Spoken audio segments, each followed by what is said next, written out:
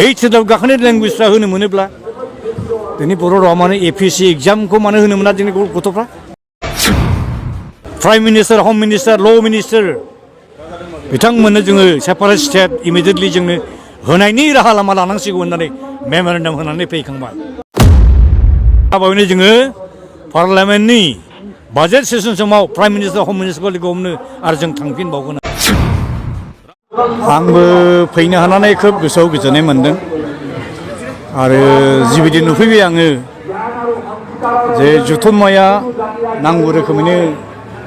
grand success जादों होननानै आंबो बुजिफैनो हाबाय बेनि थाखाय दुलाराय उदालगुरि जिल्लानि आरो पार्टिकुलारलि डिमाकुसि हालामनि आरो दुलाराय आसाम हादोरनि आरो नेपाल हादोरनि आरो बांलादेशनिफ्राय फैनाय गासैबो बर' बिदा फंबाय बिथांमोननो आङो गोसो गोरबोनिफ्राय आं साबायखर बावबाय आरो आं मिजिं थिफैदों जे सानथामनि हाबाफारि लानानै बेयाव बड' थुनलाइ आफादनि जि गा 64थि बोसोरसेला जथुम्माखौ खुंनाय जाफैदों बे जथुम्मायाव जालांनाय डेलिगेट मिटिंसफ्राव बर' राव बर' हारिमु बर' हारि आरो बर' बिजोंनि सोलोंथाइनि जेसेबां जेंना जेंगोनाफोर दंमोन बेफोरनि सायाव निस्सय गोथौवै सावरायलायदों गोख्रों माखासे निस्सय थांखि आजावदों आरो बे थांखिफोरखौ खामानियाव मावफुंनो हाथों बेनि थाखाय इसोरनि खाथियाव आर'ज गाबबाय आरो मावफुंनाय जाथों मावफुंनो हाथों होननानै आङो बर' थुनलाइ आफादनि दैदेनगिरि बिथांमोनखौ आं खावलायबाय दिनै आङो बर' बिजों आरो बर' रावनि जे खैफोद खैदां बेखौ आं जेरै नुदों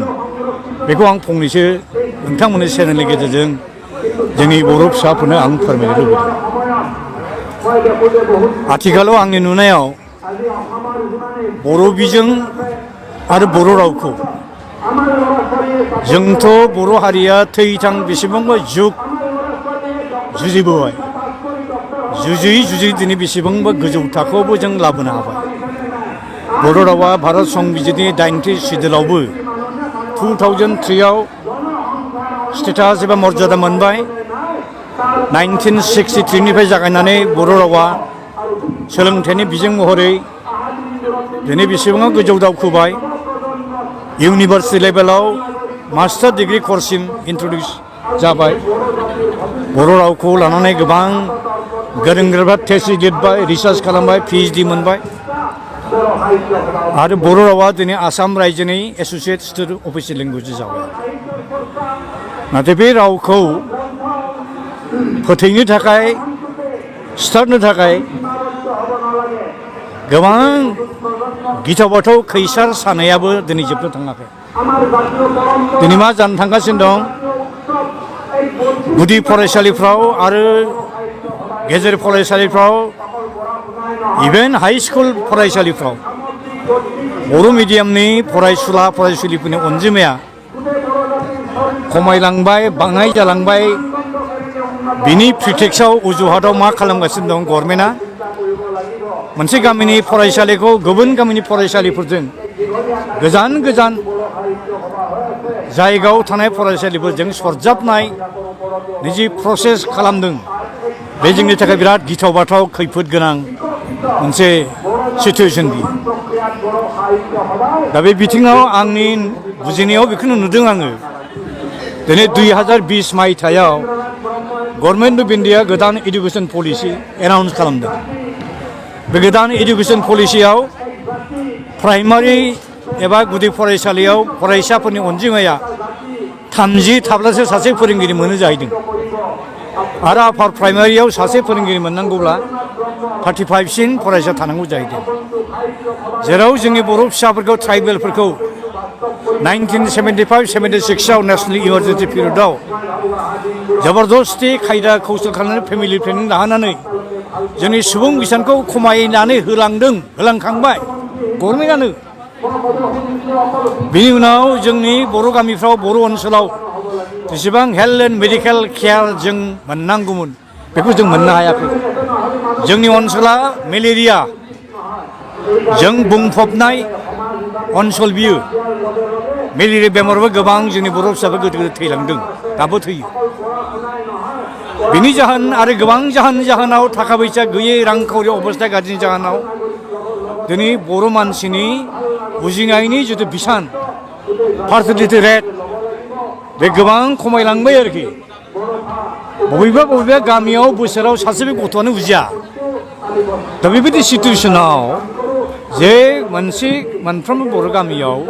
30 जन 40 जन 50 जन गुदि फरायसालियाव फरायनो हाथावथाव गथ' थानांगौनि खोथा बोरै जानो हायो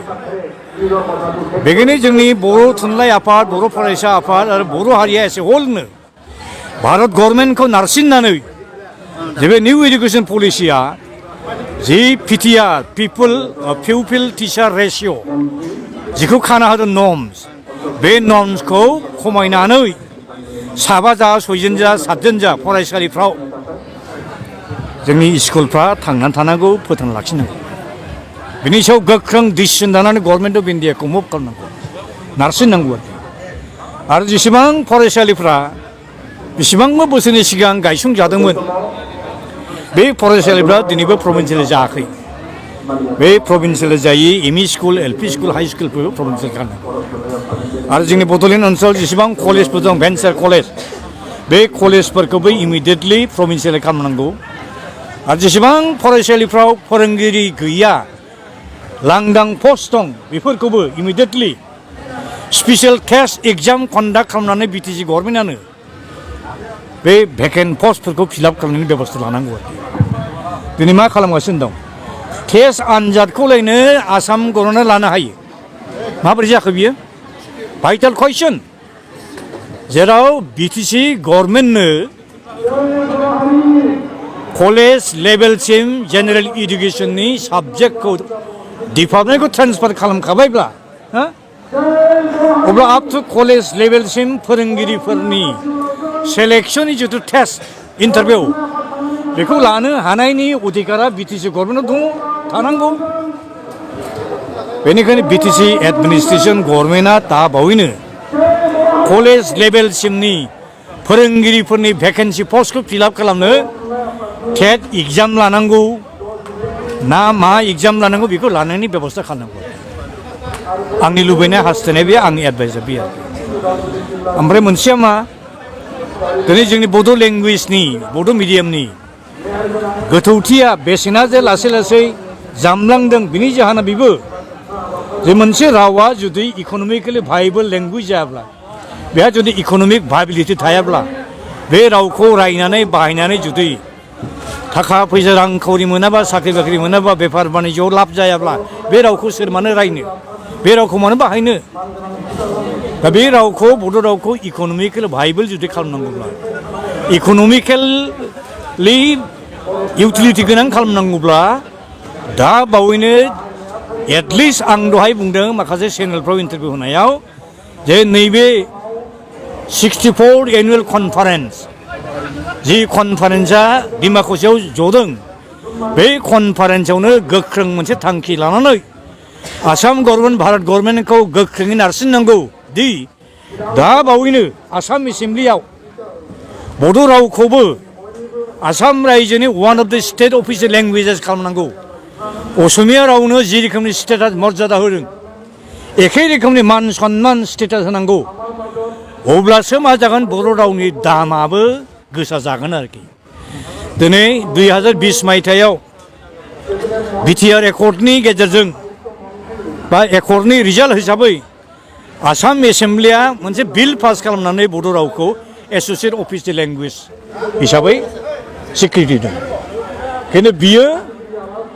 आं आन्दाज खालामनानै मिथिनाय मथेब्ला आं नुनाय मथेब्ला स्टाडि मथेब्ला मोनब्रै मोनबा खामानिनि थाखायल' बेखौ होदों मोनसे जाबाय दरखास्त लिरनो हानाय मोनसे जाबाय जेसेबां साइनबोर्ड लिरनो हानाय आरो बिनिफ्राय अफिस कर्ट कासारिनि जेसेबां अर्डार गभर्नमेन्टनि नटिफिकेसन एडभार्टाइजमेन्ट बेफोरखौ बर' रावजों फोसावनाय बेल' आरोखि व्हाट एबाउट द इउज अफ बड' लेंगुवेज इन कर्टसफ्राव लयार कर्टआव सेसन कर्टआव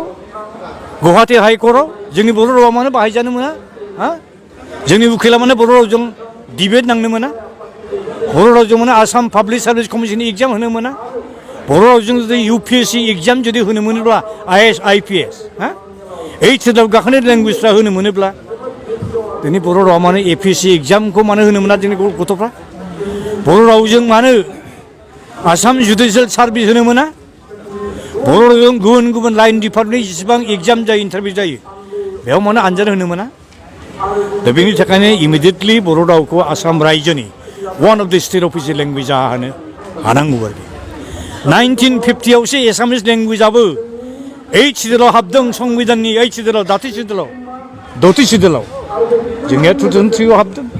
गदायमालाय मा जानो दिनै जम्मु काश्मीराव मोननै मोनथाम मोनब्रै गुबुन गुबुन स्टेट दं इण्डियायाव मोनथाम मोनब्रै लेंगुवेजा स्टेट अफिसियेल लेंगुवेज जम्मुआव हिन्दी काश्मीरी लेंगुवेज हा